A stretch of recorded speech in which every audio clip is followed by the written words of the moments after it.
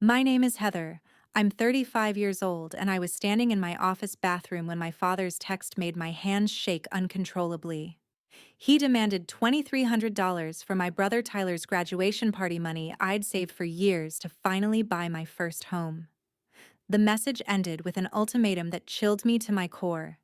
You have 48 hours to transfer the money or don't bother showing your face at family events again. That moment changed everything between us forever. Before we dive into this story, I'd love to know where you're watching from today. If you've ever dealt with family financial pressure, hit that like button and subscribe for more real-life stories. Let me take you through the shocking events that unfolded when I dared to say no to my father's demands. The bathroom stall felt like it was closing in on me as I reread my father's message for the 10th time. To understand why this demand cut so deep, you need to know our history. Growing up, I learned early that love in our family came with a price tag, and somehow I was always the one expected to pay. At 16, while my classmates worried about prom dresses and Friday night football games, I worked nights at a grocery store and weekends at a coffee shop. Every paycheck went toward my future college expenses because my parents made it clear they couldn't help me. Meanwhile, Tyler, then 11, unwrapped the latest PlayStation on Christmas morning, adding it to his collection of gaming systems that filled his bedroom. I watched from the kitchen table where I'd spread out scholarship applications, each one representing hope for an education I'd have to earn entirely on my own. College became my personal financial battlefield. I juggled 3 part-time jobs while maintaining grades high enough to keep my partial academic scholarship.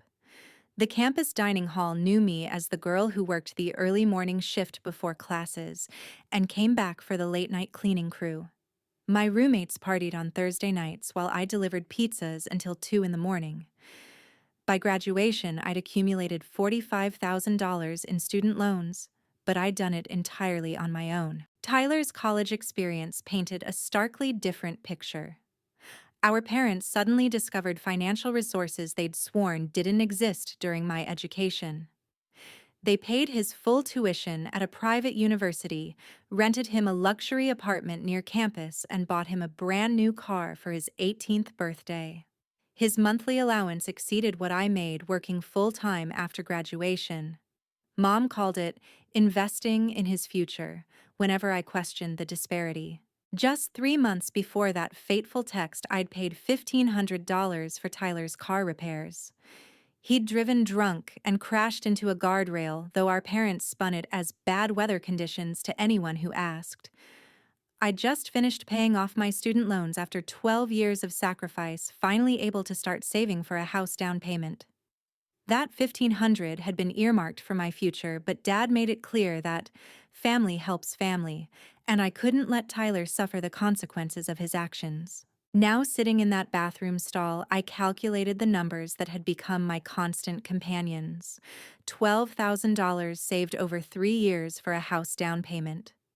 A modest one-bedroom apartment where I'd lived for 7 years because upgrading would mean slower savings. Meanwhile, Tyler posted Instagram photos from his ski trips and European vacations, all funded by our parents who claimed they were just getting by whenever I mentioned the inequality. The graduation party plans my father detailed in subsequent texts revealed the true scope of their expectations. They'd booked Riverside Country Club, the most exclusive venue in town. The catering alone cost $8,000, featuring a 5-course meal and premium open bar. They'd hired a DJ, a professional photographer, and planned to fly in relatives from across the country.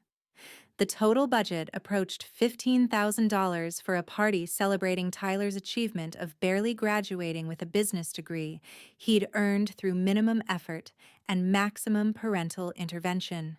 "We're covering most of it." Dad's text read, "But family should contribute. Sarah's parents are giving $3,000. Madison's family is providing the flowers and decorations. $2,300 is your share as his sister." The arbitrary number felt calculated to hurt just enough to drain my savings significantly, but not enough for me to claim true financial hardship. They knew exactly what they were doing. I finally emerged from the bathroom to find concerned messages from my coworker asking if I was okay. The presentation I'd prepared for weeks suddenly seemed insignificant compared to the family crisis unfolding in my phone. Grace, my mother, had joined the text thread, adding her unique brand of guilt to the conversation. "Remember when we drove you to that college interview? We've always been there for you, sweetheart. Now it's your turn to be there for Tyler." The irony burned. That college interview she mentioned, I'd paid for the gas and bought everyone lunch because they'd complained about the expense of the trip. Being there for me meant grudging participation paid for with my own money, but Tyler's milestones came with blank checks and enthusiastic support. The pattern had repeated so many times I'd almost accepted it as normal, until this moment when they demanded I fund a party celebrating the very favoritism that had shaped our entire family dynamic. Looking around my small apartment that evening, I saw the evidence of my choices everywhere. The secondhand furniture I'd carefully selected and restored. The diploma hanging on the wall that represented years of exhaustion and debt. The spreadsheet on my laptop showing how just 8 more months of saving would give me enough for a house down payment. $2,300 might seem like nothing to them, but to me, it represented 3 months of progress toward the only dream I'd ever been allowed to fund myself. My fingers trembled as I dialed my father Richard's number. Part of me hoped he wouldn't answer, that I could delay this confrontation a little longer. But he picked up on the first ring, his voice already carrying that edge of impatience I knew too well. "Finally calling, Heather. I was starting to think you'd lost your sense of family duty. Dad, I can't give you $2,300 for Tyler's party." The words came out steadier than I felt. Silence stretched between us before he exploded. "After everything we've done for you, the sacrifices we've made, this is how you repay us." The familiar manipulation tactic made my stomach turn. I'd heard the song before, but this time I was determined to change the tune. "What sacrifices, Dad? I paid my own way through school. I've been financially independent since 18. I just gave Tyler $1,500 for his car 3 months ago." My voice grew stronger with each word. "You paid for Tyler's everything. His school, his apartment, his car, his trips. How is it fair to demand I pay for his party too?" The revelation came accidentally wrapped in his angry response. "Tyler doesn't need to know about family finances. He has enough stress graduating." My brother didn't even know they were demanding money from me. They'd planned to let him believe I'd contributed willingly, adding another layer of deception to their elaborate facade of family harmony. The party invitations already listed me as co-host, a detail I discovered when Madison, Tyler's girlfriend, texted asking about my preferences for centerpiece colors. "Madison thinks I'm planning this with you," I asked, incredulous. Dad's dismissive grunt confirmed my suspicion. They'd been setting this up for weeks, creating expectations and obligations without my knowledge or consent. "We assumed you'd want to be involved. It's your only brother's graduation." Mom joined the call, then her weapon of choice ready. "Heather, honey, I don't understand why you're being so difficult. Family loyalty means something in this house. When you graduated, we were there for you." Her revision of history made me laugh bitterly. "You complained about having to drive 2 hours to my graduation, Mom. You left before the reception because Tyler had a baseball game." The conversation deteriorated from there.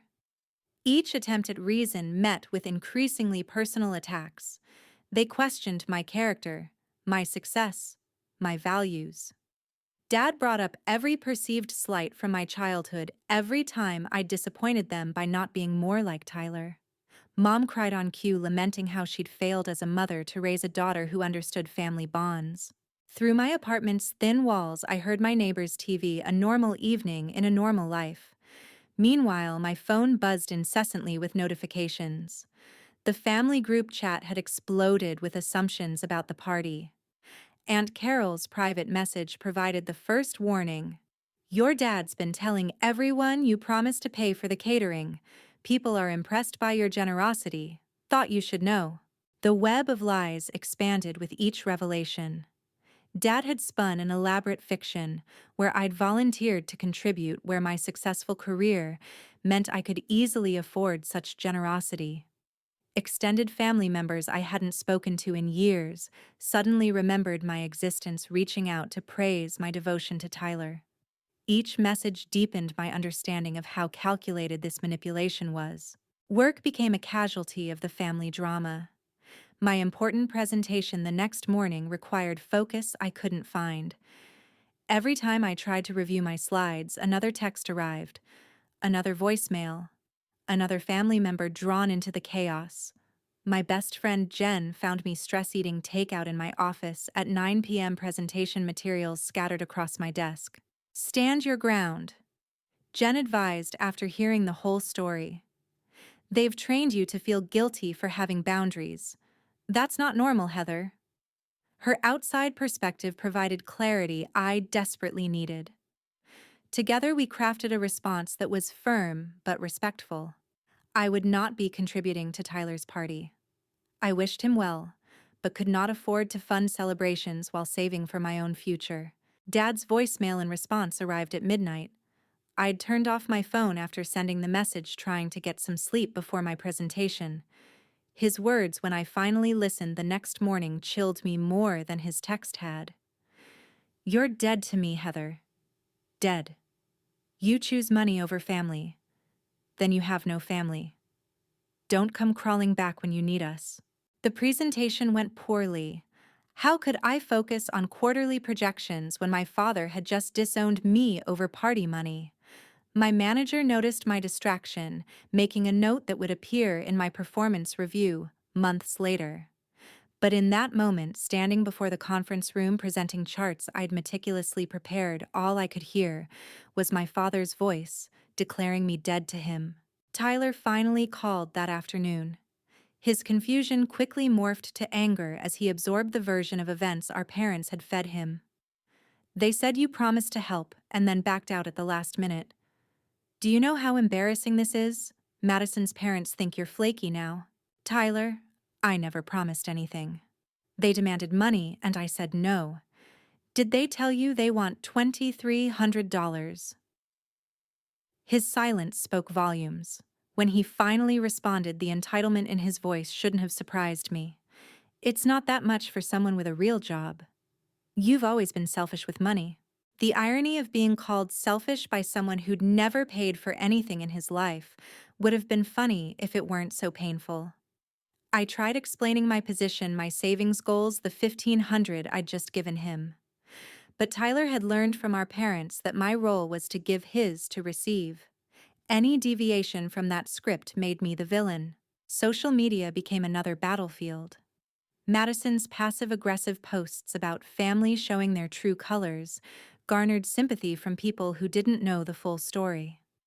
Cousin Beth, who I'd helped through her divorce 2 years earlier, posted lengthy screeds about family values and the importance of supporting each other. The public shaming felt coordinated, designed to pressure me into compliance. My grandmother Dorothy's tearful call that evening broke my heart. At 83, she didn't deserve to be pulled into this mess, but Dad had filled her head with lies about my shocking selfishness and betrayal of family. She begged me to reconsider, to think about Tyler's future, to remember the importance of family unity.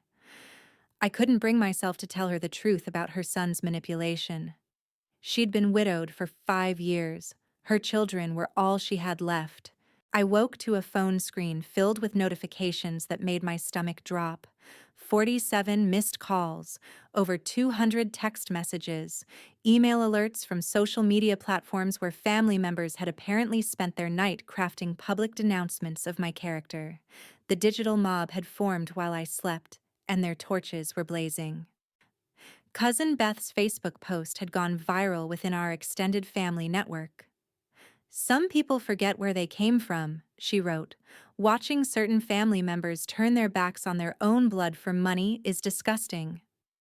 Tyler deserves better than a sister who won't even contribute to his graduation celebration. Money isn't everything, but apparently it's more important than family to some people." The comments section overflowed with relatives I'd barely spoken to in decades, each adding their judgment to the pile. My phone rang again. Tyler's name flashed on the screen, and against my better judgment, I answered. His voice carried a confusion that quickly morphed into rage. Mom said you're trying to ruin my graduation because you're jealous. Is that true? Are you really that pathetic? The conversation revealed how thoroughly our parents had poisoned the narrative. In their version, I'd promised months ago to pay for half the party, then vindictively withdrawn my support at the last minute to hurt Tyler. I never promised anything, Tyler. They texted me 2 days ago demanding money. That's it. No discussion, no request, just demands. My attempts at reason bounced off the wall of his entitlement. He'd been raised to believe my resources were family resources, while his remained his own. The concept that I might have my own financial goals seemed as foreign to him as paying his own bills. Madison joined the call. Her pregnancy announcement weaponized for maximum emotional impact. We're having a baby, Heather, your niece or nephew, and this is how you treat their father. What kind of aunt refuses to support their brother's achievements? The manipulation tactic felt rehearsed, and I realized they'd probably planned this ambush together. Work became increasingly difficult to navigate as my personal life bled into professional spaces. A coworker mentioned seeing the social media drama, asking if everything was okay, with a mixture of concern and barely concealed curiosity. My carefully maintained professional reputation cracked under the weight of public family conflict. I spent lunch hiding in my car, blocking family members on every platform I could think of, but the damage was already spreading. The anxiety attack started that afternoon. Heart-racing palms sweating the familiar weight on my chest that made breathing feel impossible. I'd experienced them during college when juggling multiple jobs and exams, but thought I'd left them in the past. Now they returned with vengeance, my body's response to sustained emotional assault from people who supposedly loved me. My discovery that evening changed everything. While searching for an old tax document, I found evidence that my parents had been accessing my financial information. Old student loan statements showed login attempts from IP addresses traced to their home. Bank statements I'd never printed lay hidden in my filing cabinet, date stamps from when Tyler had stayed over months ago. The violation felt profound, the betrayal complete. Uncle James summoned me to a meeting 3 days later. As the eldest family patriarch since Grandpa's death, his word carried weight. I arrived at his house to find an intervention awaiting me. 12 family members sat arranged in his living room like a tribunal. Mom perched on the couch, tissues already in hand.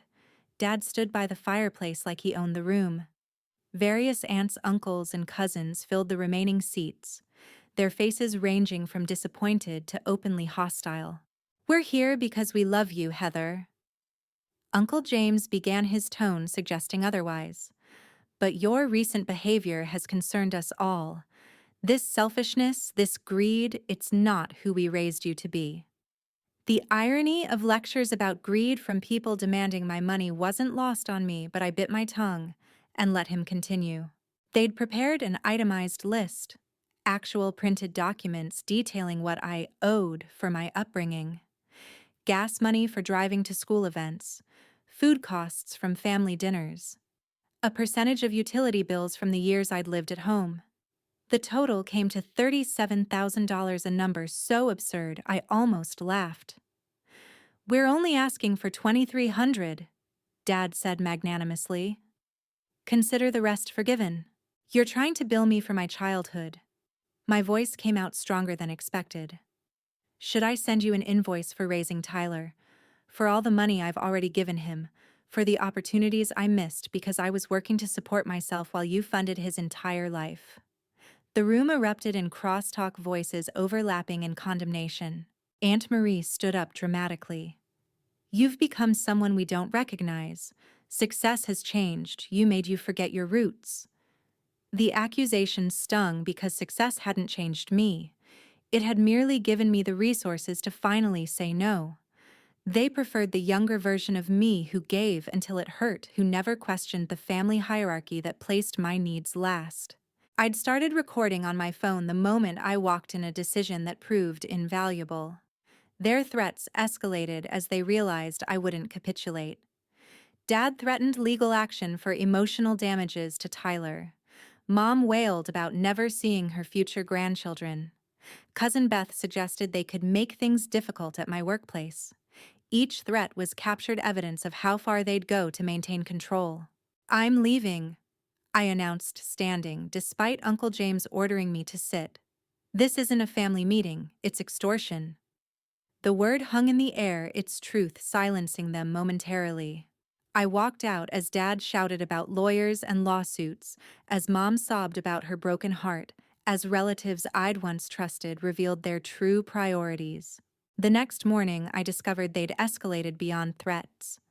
My apartment complex's security footage, which I requested after finding my mail disturbed, showed Tyler entering my unit with the spare key I'd forgotten he still had. Multiple visits over weeks, always when I was at work. The violation felt profound, the trust shattered beyond repair. He'd been in my home, going through my things, gathering intelligence for our parents. My credit monitoring alert arrived as I was filing a police report. Someone had attempted to open 3 new credit cards in my name applications traced to a computer at my parents' house. The officer taking my report looked sympathetic, but warned that family disputes rarely resulted in prosecution. "Change your locks, freeze your credit document, everything," she advised. "Sometimes the best defense is distance." The restraining order process began that week. Legal protection felt like the only option left as their harassment escalated. Dad's final message, delivered through my uncle, who was a lawyer, threatened to sue me for causing emotional distress to Tyler, for defamation of character, for theft of family resources, based on support they'd provided during my childhood. The absurdity might have been funny if it weren't so frightening. Tyler's graduation party proceeded as planned, social media filled with photos of the lavish celebration. Ice sculptures, a chocolate fountain, prime rib carving station, and an open bar that flowed freely. Dad's speech, captured on video by multiple relatives, praised family bonds and the importance of supporting each other. "We're blessed to have such a close-knit family," he declared, raising a champagne toast. "Though not everyone could be here tonight, those who matter are present." My absence became the elephant in the room everyone pretended not to see. In photos, relatives smiled stiffly, the family configuration obviously missing someone. Madison wore a designer dress that probably cost more than my month's rent, cradling her barely visible baby bump for maximum sympathy. Tyler played the role of gracious host, accepting congratulations for an achievement funded entirely by others. The financial aftermath would come later. For now, they celebrated with money they didn't have, promises they couldn't keep, and lies they'd convinced themselves were truth. I sat in my apartment that night, doors locked, phone silenced, credit frozen, and finally understood that the price of my freedom from this toxic dynamic was worth more than any amount they could demand. The professional consequences arrived wrapped in corporate politeness during my quarterly review. "We've noticed some challenges with focus lately," my manager said, sliding a performance report across her desk.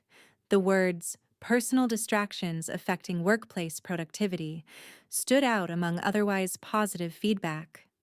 She mentioned the concerning phone calls the reception desk had fielded, including one where my father claimed a family emergency to get transferred directly to my line during a client meeting.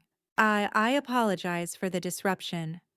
I managed professional composure, cracking slightly.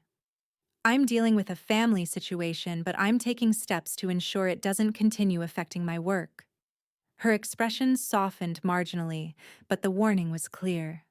My family drama had followed me into the one space I'd thought was safe from their reach. The confrontation I'd been dreading materialized 3 days later. Tyler's car pulled into my apartment complex just as I arrived home from work. He wasn't alone. Madison sat in the passenger seat while both my parents occupied the back, their faces set with determination. My stomach dropped as I realized I'd have to walk past them to reach my door. "We need to talk," Tyler announced unnecessarily as they surrounded me on the pathway. Dad carried a folder thick with documents while Mom clutched her purse like a weapon. Madison's hand rested protectively on her stomach, though she couldn't have been more than 8 weeks pregnant. The manipulation was so transparent it might have been amusing under different circumstances. Inside my apartment, they spread out like an occupying force. Dad commandeered my kitchen table, laying out papers with the efficiency of someone who'd rehearsed this moment.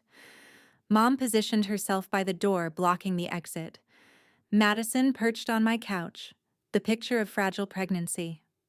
Tyler stood behind his father, trying to project authority he hadn't earned. "Sign this," Dad commanded, pushing a loan application toward me. The letterhead showed a predatory lending company known for exploiting desperate borrowers. "$2,300 is the minimum, but since you've caused such disruption, we think $5,000 is more appropriate." Emotional damages. The casual escalation of their demands revealed how little this was about money and how much about control. Madison chose that moment to deploy her weapon. "I don't understand how you can treat family this way when we're bringing your first niece or nephew into the world. Don't you want to be part of their life?" Her performance included delicate sniffling and protective belly rubbing. "Richard and Grace have been so supportive. It's sad you can't be the same." Mom's tears arrived on schedule. "We drove you to college interviews. We attended your graduation. We celebrated your promotions." Each claim required creative interpretation of history. They'd complained through every milestone, minimizing my achievements while inflating Tyler's participation trophies into major accomplishments. But confronting their revisionist history would only prolong this nightmare. "I need you all to leave," I said quietly. "I'm not signing anything. I'm not discussing this further. Please go." The simple refusal sparked chaos. Dad slammed his hand on my table, making me jump. Tyler called me selfish and bitter. Madison wailed about stress being bad for the baby. Mom cycled between tears and accusations, a performance she'd perfected over decades. The real violation revealed itself after they finally left. My mail had been scattered across my kitchen counter, envelopes torn open, contents examined. Bank statements, credit card bills, even junk mail had been rifled through. The spare key Tyler had used was nowhere to be found, but evidence of their invasion lay everywhere. Drawers slightly askew, papers out of order, my laptop moved from where I'd left it. Security footage from my complex revealed the full extent of their intrusion. Tyler had visited my apartment 7 times over the past month, always during work hours. Sometimes alone, sometimes with our mother once, with someone I didn't recognize who appeared to be photographing documents. The building manager looked horrified as we reviewed the recordings together. "We can ban them from the property," he offered. "This is criminal trespass." Changing the locks felt like closing the barn door after the horses had fled, but I did it anyway. The locksmith, a kind older man named Robert, installed deadbolts that would make breaking in significantly harder. "Family problems?" he asked, gently recognizing the signs. I nodded, too exhausted to pretend otherwise. "Stay safe," he said, handing me extra keys. Sometimes the people who should protect us become the ones we need protection from. The credit alerts arrived in rapid succession over the following days. 3 attempted credit card applications, 2 loan inquiries, and bizarrely an attempt to add me as an authorized user on a store credit account. Each application showed intimate knowledge of my personal information, social security number, previous addresses, employment history. Information that could only have come from the documents they'd stolen from my apartment. Filing the police report felt surreal. Officer Chen took my statement with professional detachment, but her eyes showed sympathy. "Document everything," she advised again. "Family financial fraud is more common than people think, but it's hard to prosecute. They count on victims not wanting to send relatives to jail." She was right. Despite everything, the thought of my parents in handcuffs made me nauseated. The pattern emerged as I investigated further. They'd been laying groundwork for months, possibly years. Old credit reports showed inquiries I hadn't authorized dating back to when Tyler started college. Tax documents revealed my father had claimed me as a dependent for 3 years after I'd moved out collecting refunds that should have been mine. The financial abuse had been systematic, hidden beneath the veneer of family support. Hiring a lawyer became necessary as their threats escalated. Diane Chen specialized in family financial abuse cases, her office walls covered with thank you notes from clients she'd helped escape similar situations. "Your case is textbook," she said after reviewing my documentation. "The entitlement, the escalation, the financial fraud. We see this pattern repeatedly." Her matter-of-fact approach helped normalize what felt like an uniquely dysfunctional situation. The cease and desist letters went out the following week. Formal legal notices to stop harassing me, stop attempting to access my credit, stop spreading defamatory statements about me to employers and relatives. Each letter was sent certified mail requiring signature confirmation. Dad would have to sign for his own notice that his daughter was taking legal action against him.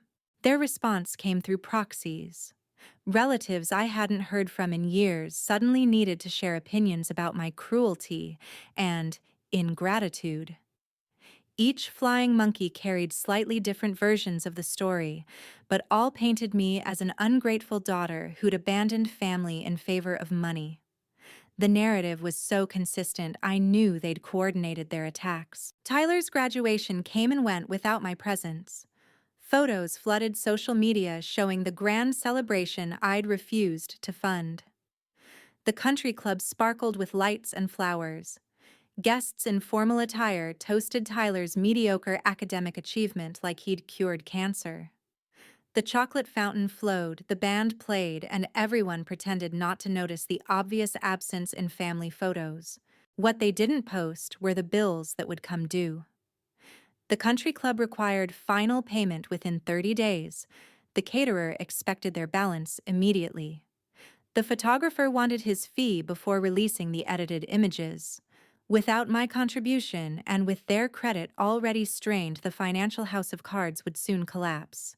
But that night, they partied like the wealthy family they pretended to be. I spent graduation night with Jen and her family, people who'd shown me more genuine support than my blood relatives ever had. Her mother hugged me with the warmth mine had reserved only for Tyler. "You're brave," she said simply. "Choosing yourself isn't selfish when the alternative is letting them destroy you." Her words became a mantra I repeated during the dark moments when familial guilt threatened to overwhelm logic. As Tyler posted photos with captions about surrounding himself with people who matter, I blocked him on every platform. The liberation felt immediate. No more watching him flaunt privileges I'd helped provide. No more seeing relatives praise his achievements while ignoring my actual accomplishments. The digital silence was a gift I gave myself, protection from their ongoing attempts at emotional manipulation. Diane Chen's office became my strategic headquarters in the war I'd never wanted to fight. She'd assembled a team that included a forensic accountant, a private investigator, and a specialist in identity theft. "Your family has been systematically exploiting you for years," she confirmed after the initial investigation. "But they made mistakes. Paper trails exist. We can fight back." The breakthrough came from an unexpected source. Diane's investigator had tracked down Paula, my father's sister, who disappeared from family events when I was 12. The story, I'd been told, involved Paula selfishly abandoning family over petty disagreements. The truth, when Paula agreed to meet me at a coffee shop 2 hours from town, was devastatingly familiar. Richard did the same thing to me 25 years ago. Paula said her hands wrapped around her coffee cup like it might provide warmth against old wounds. Started small. Borrowing money he'd never repay. Demanding I cover his bills because I had a better job. Then came the guilt trips, the public shaming, the family meetings where everyone told me I was selfish. Her story was mine, displaced by decades, but following an identical pattern. Paula had kept everything. Boxes of documents, recordings of threatening voicemails, copies of bounced checks my father had written against accounts he'd manipulated her into opening. I knew someday another family member would need proof, she explained, sliding a flash drive across the table. I'm just sorry it took this long for someone else to see through him. The evidence painted a picture of generational financial abuse. My grandfather, whom I'd remembered as stern but fair, had apparently enabled my father's behavior by repeatedly bailing him out of financial troubles. Each rescue came with lectures about responsibility that Richard ignored, confident the family safety net would always catch him. When Grandpa died, Richard simply transferred his expectations to siblings and eventually his children. Building our case required excavating painful history. Tax records showed my father had been claiming various family members as dependents for decades, collecting thousands in fraudulent refunds. He'd opened credit accounts using his mother's information when she developed dementia, maxing them out before she died. The pattern was consistent: exploit those who trusted him, discard them when they resisted, move on to the next victim. Tyler's role emerged as more complex than I'd initially understood. While I'd seen him as simply spoiled evidence suggested he'd been groomed to participate in the family grift. Text messages between him and our father showed Richard coaching him on manipulation tactics, teaching him to weaponize emotions for financial gain. My brother wasn't just a beneficiary of the system, he was being trained to perpetuate it. The IRS investigation began quietly after Diane filed our report. Years of fraudulent tax claims had created a paper trail leading directly to my father's door. The agent assigned to the case seemed unsurprised by the family fraud aspect. "You'd be amazed how often relatives steal from each other," she said during our interview. "They assume family loyalty will prevent victims from reporting. You're brave for coming forward." As word of the investigation spread through family channels, the dynamics shifted dramatically. Some relatives who'd attacked me began reaching out with their own stories. Cousin Beth called crying, admitting she'd only participated in the public shaming because my father held a loan over her head. Uncle James revealed Richard had borrowed $30,000 for a business opportunity that never materialized. The family patriarch act crumbled as his own exploitation came to light. My grandmother Dorothy's call came on a Sunday afternoon. Her voice sounded stronger than it had in years, freed from the fog of manipulation.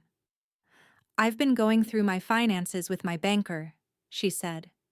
"Your father has been stealing from me for years, telling me you needed money for emergencies, then keeping it himself.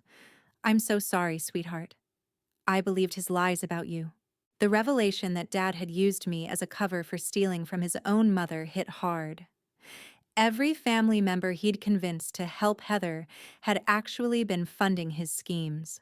The gambling debts Paula had mentioned weren't occasional losses, but a systematic addiction that required constant feeding. He'd turned his family into unwitting accomplices in financing his self-destruction. Tyler's world began crumbling when his employer discovered the lies on his resume. The internships our father had claimed to arrange never existed. The references were family friends coached to lie. The degree he'd barely earned came with asterisks of academic dishonesty the university was now investigating. Without the family money pipeline, reality crashed into Tyler with brutal force.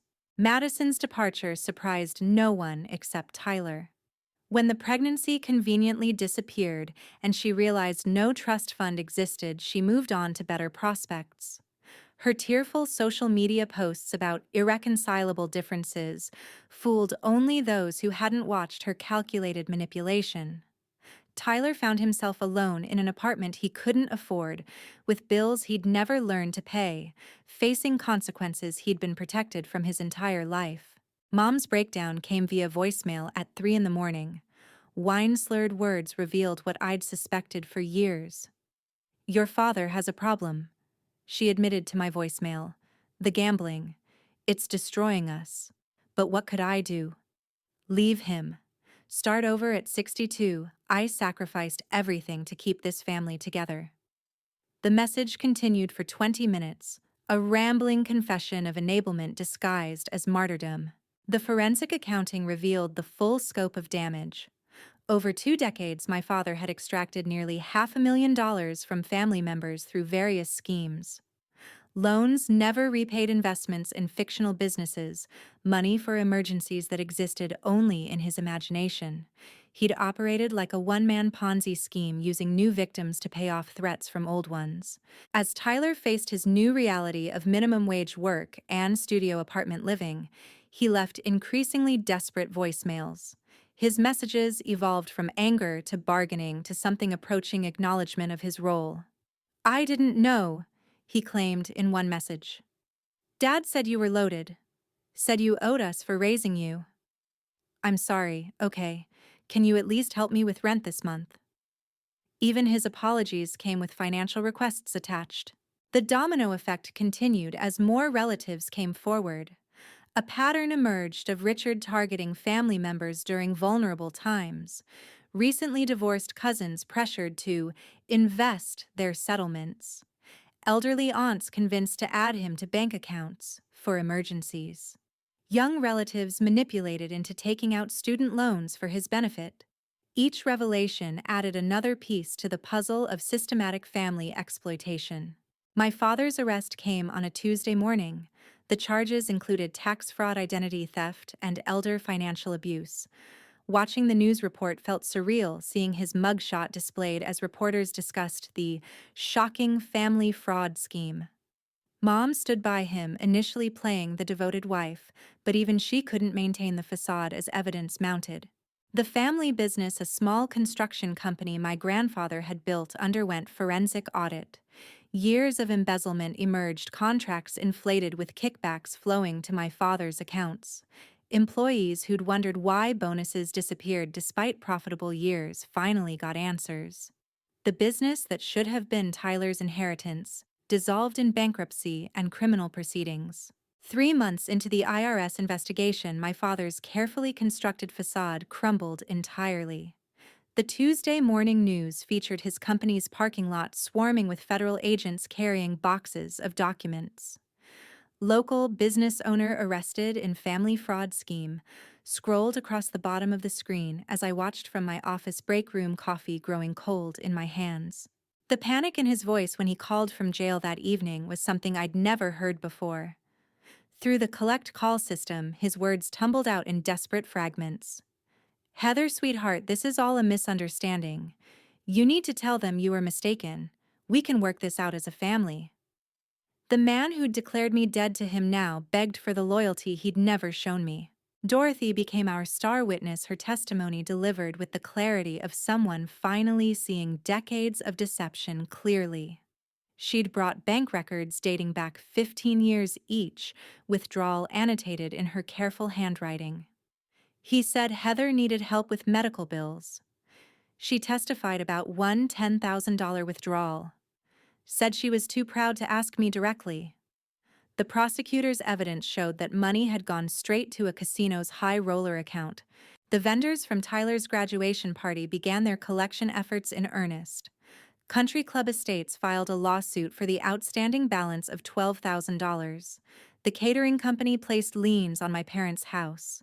The photographer sold the unreleased photos to a local news outlet investigating the scandal. Each unpaid bill added another crack to the family's public image. Tyler's situation deteriorated rapidly. The employer who'd fired him for resume fraud spread word through industry networks. His apartment complex evicted him after 3 months of unpaid rent. The car our parents had bought him was repossessed in the middle of the night. He moved into a friend's basement, posting bitter social media updates about fair weather family that fooled no one who knew the truth. Madison's return shocked everyone, especially Tyler. She appeared at Mom's door 6 months pregnant, claiming Tyler was the father despite their breakup timing suggesting otherwise. Her demands for child support from a man working part-time at a warehouse revealed the gold digger persona she'd hidden behind tears and baby bumps. DNA tests would later prove Tyler wasn't the father, but the damage to his already fragile mental state was done.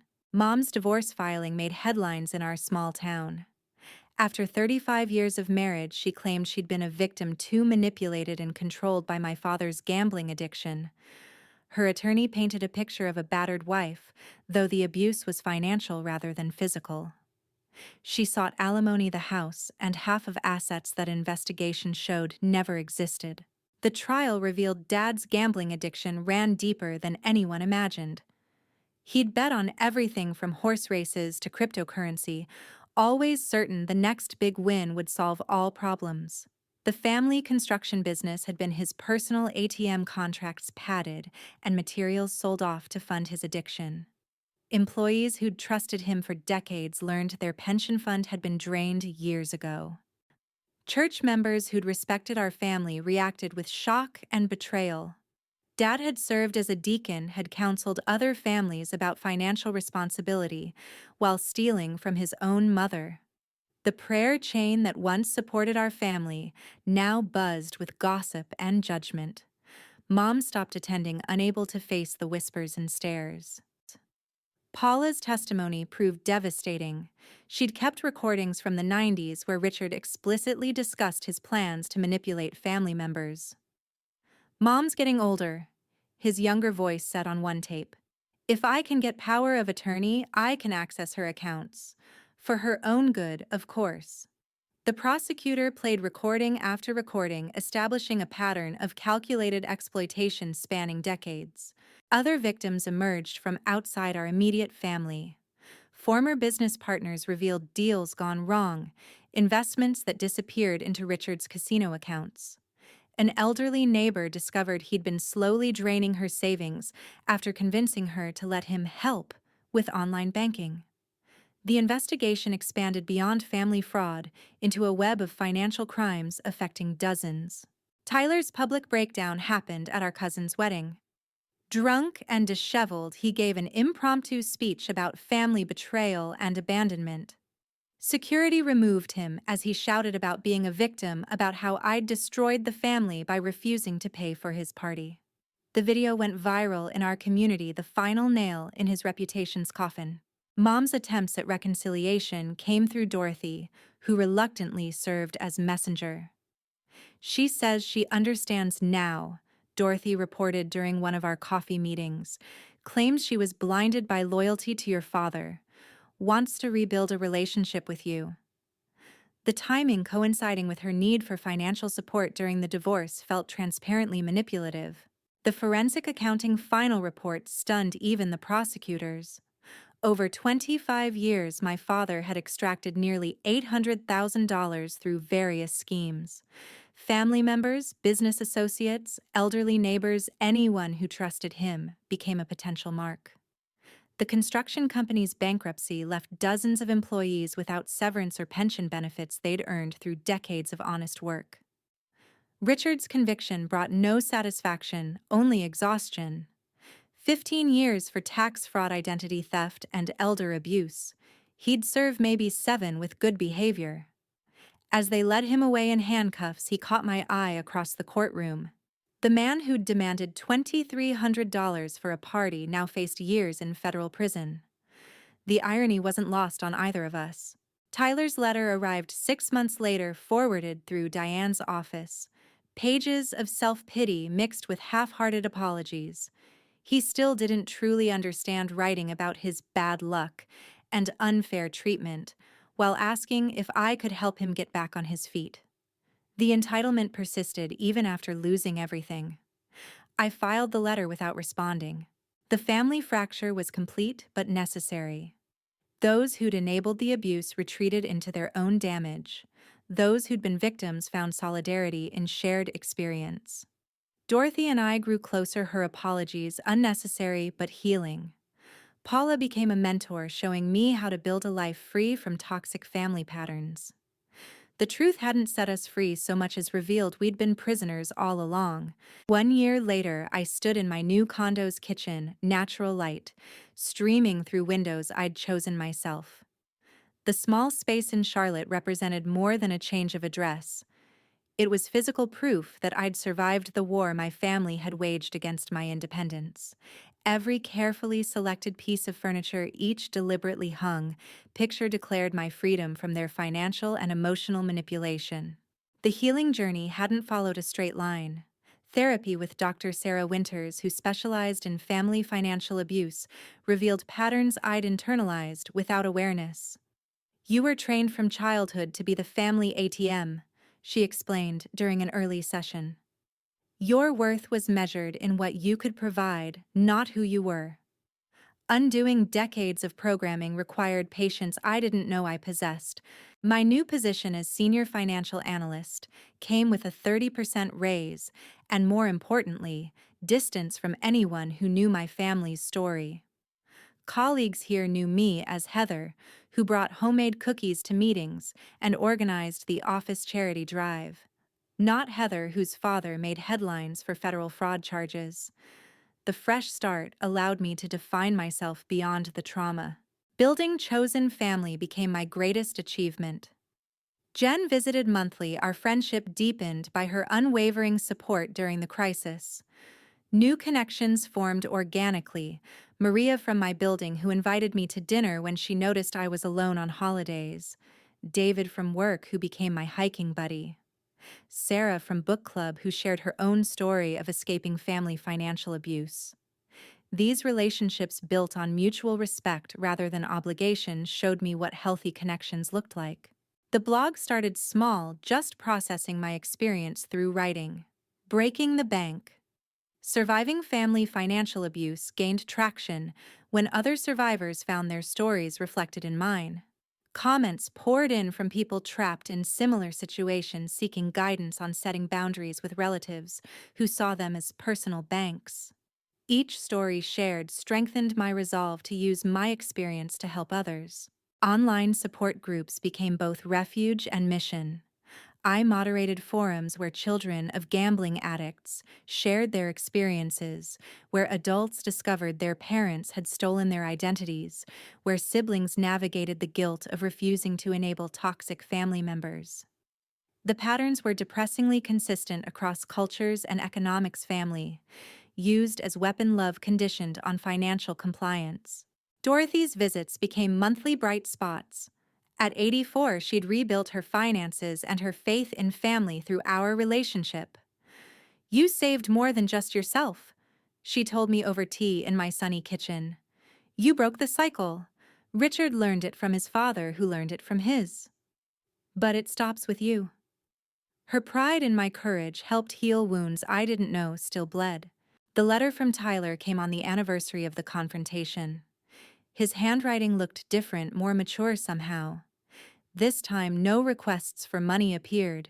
He wrote about working construction, honest labor that reminded him of what Grandpa had built before Dad destroyed it.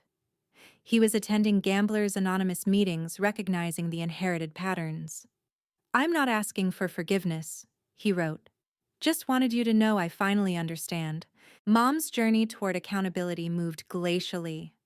The divorce had left her with half of nothing, living with her sister and working retail for the first time in decades. Her letters came sporadically, each showing tiny progress in understanding her role in enabling Dad's abuse. I chose him over you, she admitted in one. Mothers aren't supposed to do that. I wasn't ready for reconciliation, but I no longer burned her letters unread. My emergency fund, once depleted by family demands, now held 6 months of expenses. The house down payment savings grew steadily, no longer diverted to fake emergencies or manufactured crises. Financial security felt revolutionary after years of scrambling to meet others' demands while neglecting my own needs. Every dollar saved was a small victory against old programming. Richard served his time in minimum security, running gambling rings among inmates, according to reports from former neighbors. He'd learned nothing changed. Nothing, just found new marks for old schemes. The man who'd raised me to be his personal bank had become prisoner number 48291. His world shrunk to whatever hustle he could manage behind bars. I felt neither satisfaction nor sorrow, just distance. Professional success accelerated without family drama draining my energy. The presentation that had gone poorly during the crisis became a template for future victories. My manager, the same one who'd warned about personal distractions, now praised my focus and leadership. Whatever you worked through last year made you stronger, she observed during my promotion review. She had no idea how right she was. Dating required new courage. Explaining family estrangement on third dates felt vulnerable, but necessary. Some men ran from the complexity. Others, like Marcus, who'd survived his own toxic family, understood implicitly. Family isn't biology, he said over dinner 6 months into our relationship. It's who shows up consistently with love, not demands. His healthy boundaries modeled what I was still learning. The speaking invitation surprised me. A financial abuse prevention organization had followed my blog, wanted me to share my story at their annual conference. Standing before 200 survivors and advocates, I transformed personal pain into public purpose. Family financial abuse thrives in silence, I told them. Speaking truth breaks their power over us. Questions afterward revealed the universal nature of these experiences. Adult children drained by parents' demands, siblings manipulated into covering gambling debts, grandparents exploited by addicted relatives. Each story reinforced that I wasn't alone, had never been alone in facing family who saw relationships as transactions and love as leverage for money. 1 year became 2, then 3. The acute pain dulled to occasional twinges when Facebook showed cousins I'd blocked or news mentioned dad's early release for good behavior. Time didn't heal all wounds, but it provided perspective. The $2,300 they'd demanded had seemed enormous then. Now I recognized it as the price of admission to a life they'd never stop taxing. My condo's spare bedroom became an office where I coached other survivors, and built the life teenage Heather had dreamed about while working 3 jobs. The graduation photos on my wall showed only Jen and chosen family people who celebrated my achievements without calculating their cut. The savings account held more than house money now. It held proof that I'd broken free. The final lesson came during a therapy session 3 years after that bathroom stall breakdown. "You know what the most expensive thing you ever bought was?" Dr. Winters asked. I cycled through purchases, but she shook her head. "Your freedom. And it was worth every penny of the $2,300 you refused to pay. That no cost you a toxic family but bought you a real life." She was right. Refusing that demand had triggered an avalanche that buried the family I'd known but cleared ground for the life I'd built. Every relationship since was chosen, not assigned. Every dollar earned stayed mine unless I chose to share it. Every boundary held firm because I'd learned their true value. The most expensive purchase of my life hadn't depleted my savings. It had saved my soul. To anyone watching who faces similar demands from family who confuse love with money, who mistake biology for bank access, who threaten abandonment unless you pay their price, your freedom is worth more than their approval. The family that truly loves you won't require payment for the privilege. And sometimes the most loving thing you can do for yourself and them is refuse to enable their destruction, even when that refusal costs you everything you thought you needed. The $2,300 stayed in my account, earning interest toward a future they'd never touch. But the real investment was in myself, in the courage to say no, in the strength to survive their retaliation, in the wisdom to build something better from the ashes. That graduation party happened without me, but I graduated too that day. From a lifetime of financial servitude to a future of my own making. Thank you for sharing this journey with me. If my story resonated with your own experiences of family financial pressure, I'd love to hear about it in the comments below. What boundaries have you had to set with relatives who saw you as their personal bank? How did you find the strength to say no when everything in your upbringing taught you to say yes? Please like this video if it helped you feel less alone in your situation, and subscribe for more stories of survival and triumph over family toxicity. Share this with anyone who needs to hear that choosing their own financial security over family demands isn't selfish, it's necessary. Remember, the people who truly love you will never require you to bankrupt yourself proving it. Until next time, stay strong and keep building the life you deserve.